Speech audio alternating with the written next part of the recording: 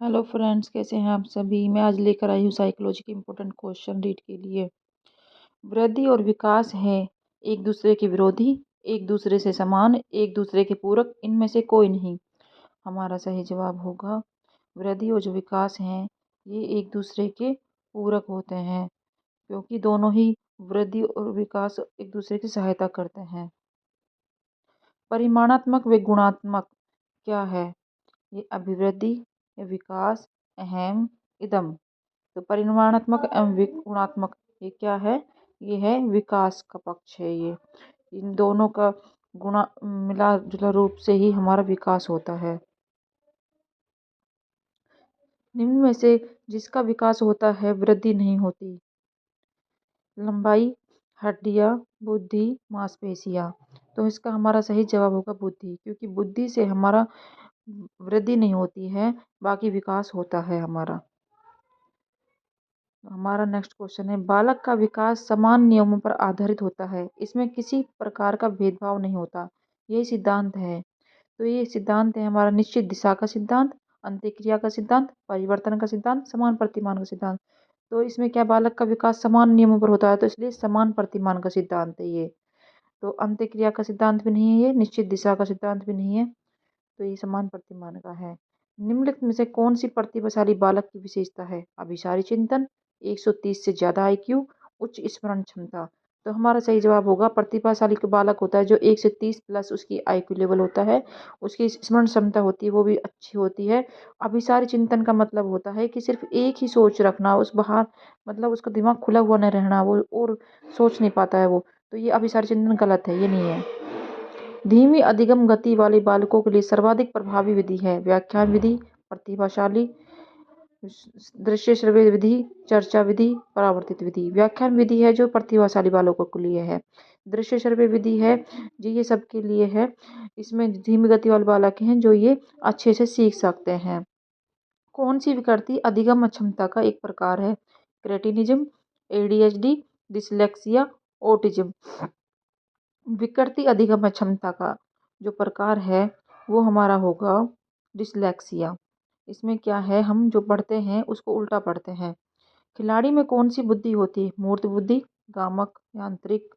जो मूर्त बुद्धि होती है गामक यांत्रिक से संबंधित होती है। अमूर्त बुद्धि होती है जो हमारी होती है उससे पढ़ाई से संबंधित, जो वकील वगैरह होते हैं, जो टीचर होते हैं, अमूर्त बुद्धि में आते हैं। तो हमारा खिलाड़ी कौन सी बुद्धि है? मूर्त बुद्धि। ई एल थांडाइक ने बुद्धि के जिस सिद्धांत का प्रतिपादन किया है वह है द्विकारक सिद्धांत। द्विकारक सिद्धांत स्पीयरमैन का है। समूह कारक सिद्धांत थर्स्टन का है। एक कारक सिद्धांत बिने का है। तो बचा कौन सा? बहुकारक सिद्धांत। ये है हमारा ई एल थांडाइक का। ई एल थांडाइक ने बहुकारक सिद्धांत कहा है, जिसे अणुवाद का सिद्धांत भी कहते हैं, परमाणुवाद का सिद्धांत भी कहते हैं। तो ये सिद्धांत है हमारा। निम्नलिखित में से कौन सा घटक गिलफर्ड द्वारा प्रदत्त बुद्धि की संरचना मॉडल की विषय वस्तु का नहीं है? चित्रांकित, संज्ञान, सांकेतिक, शाब्दिक।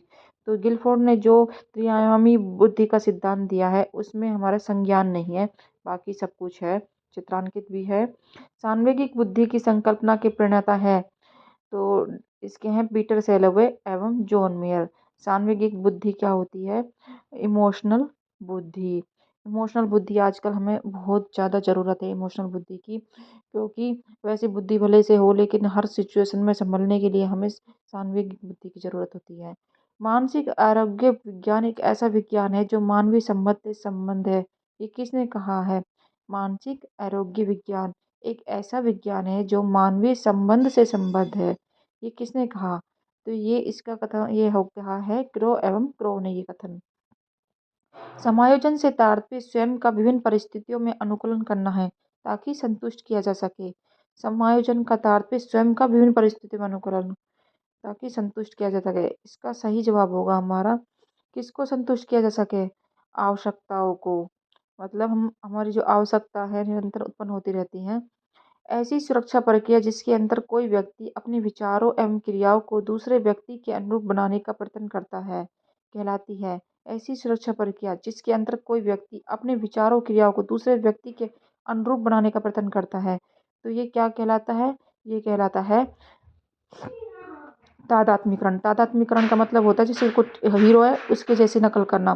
एक व्यक्ति चिकित्सक बनना चाहता है लेकिन अपर्याप्त क्षमता से अवरुद्ध है, इसलिए उसने प्रयोगशाला तकनीशियन बनना चुना है। उसके द्वारा अपनाई गई समायोजन प्रक्रिया है। एक चिकित्सक बनना चाहता है लेकिन अपर्याप्त क्षमता से अवरुद्ध है, तो इसलिए उसने प्रयोगशाला तकनीशियन बनना चुना है। तो ये क्या होता है? ये हो जाता है प्रतिस्थापन।